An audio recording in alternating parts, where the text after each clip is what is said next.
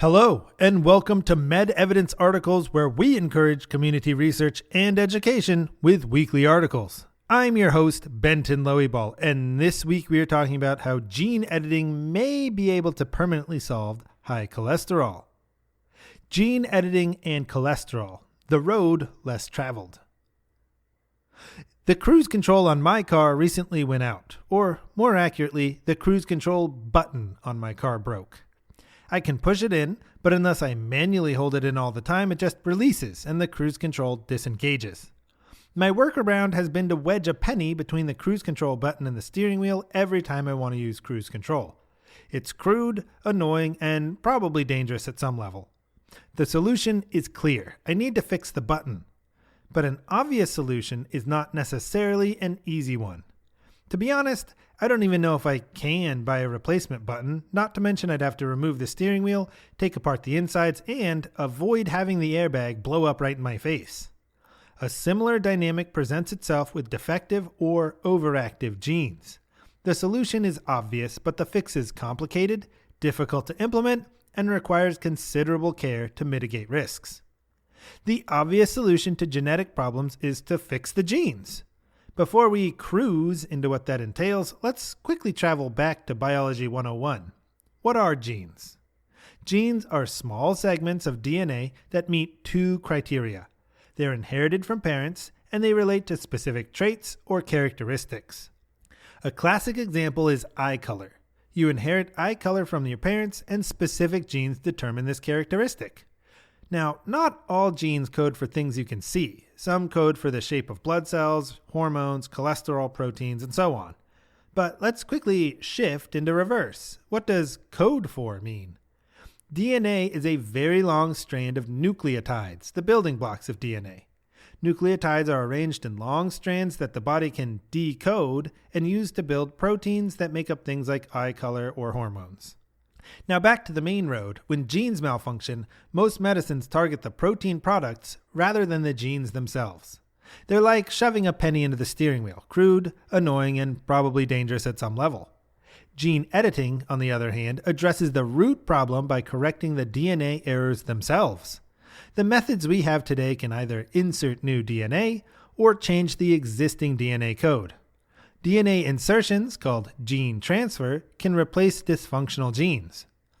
Editing the DNA code can fix coding errors in the genetic code, making a dysfunctional gene functional, or can silence overactive or dangerous genes.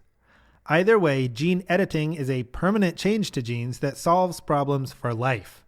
This means no more shoving pennies in the button, but also means there are no takesies backsies.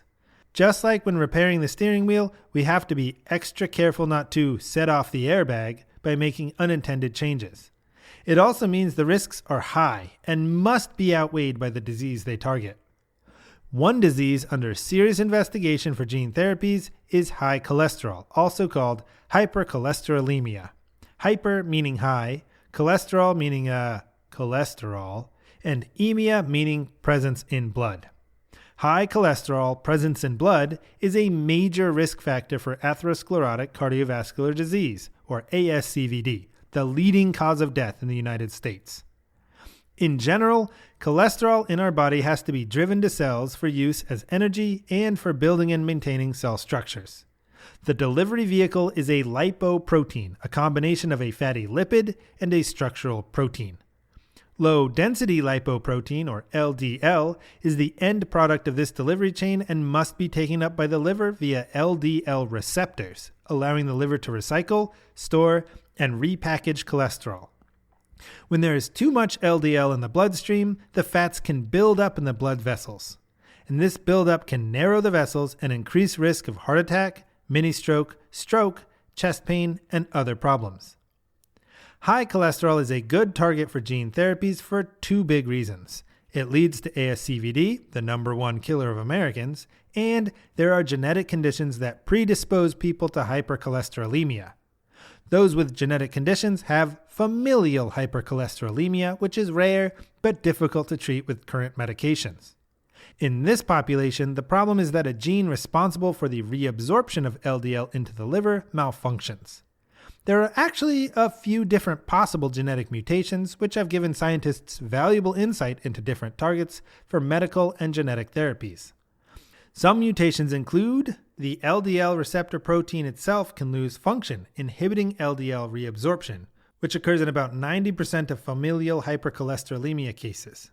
A protein on the lipoprotein delivery vehicle can mutate, interfering with reabsorption. PCSK9, a protein that recycles LDL, can become too active, or other rarer gene mutations. These genes, therefore, are excellent targets for gene therapies, especially for those with familial hypercholesterolemia. Gene therapy techniques include breaking the DNA strand to make repairs, such as with CRISPR-Cas9, editing nucleotides without breaking the DNA strand, called base editing, introducing new RNA to be copied into the strand, called prime editing, and editing the mechanisms that determine which genes are turned into proteins, called epigenome editing. If this all sounds like a complicated spaghetti junction of techniques, that's because it is. These are complex, expensive tools that have been developed to maximize the likelihood that the correct genes, and only the correct genes, are changed.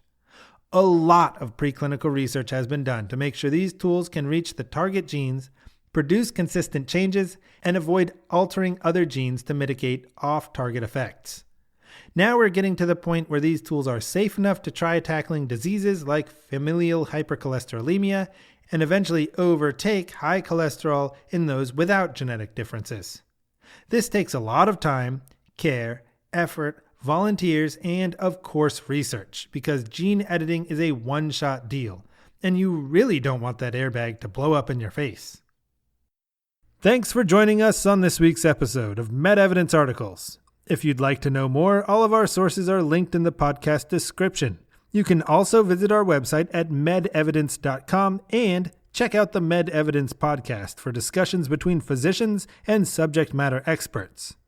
MedEvidence provides evidence-based information that empowers individuals to make informed health decisions. The organization stands apart in the presentation of unbiased clinical research in clear, accessible formats guided by medical experts. MedEvidence provides education for patients and healthcare professionals with a focus on research as a care option. Note that information provided in this podcast is for general educational, scientific, and informational purposes only and is not intended as and should not be treated as medical or other professional advice for any particular individual or individuals.